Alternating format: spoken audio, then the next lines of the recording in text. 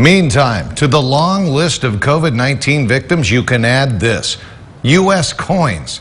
There's a severe shortage across the country of pennies, nickels, dimes, and quarters.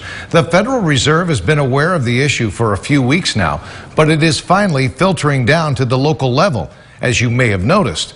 So what is going on? 17's Robert Price gives us the nickel tour of this unusual problem.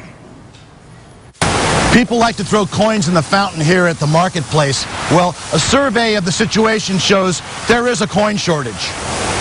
The Federal Reserve, which oversees the national coin inventory and its distribution to banks, has been forced to start strategically allocating its supply.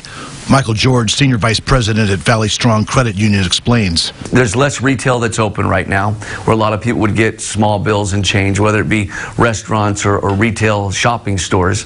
The other is that less people are using the lobbies. They're using their debit card to go do transactions, so that's an exact dollar amount. They're using ATMs to get cash, which is larger than the small bills. And they're using online and mobile banking a lot more. The coin shortage has been rolling downhill for about 3 weeks now. Exacerbating the problem is the fact that COVID-19 has been sweeping through banks across the U.S., Bank of America to name one that's been particularly hard hit.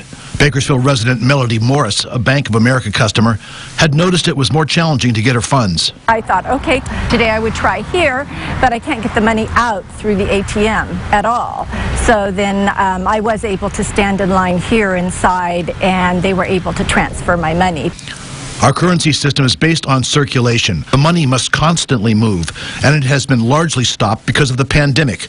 Retail stores, restaurants, bars, they've been closed or seriously restricted, so those dead presidents, in effect, have been on lockdown too.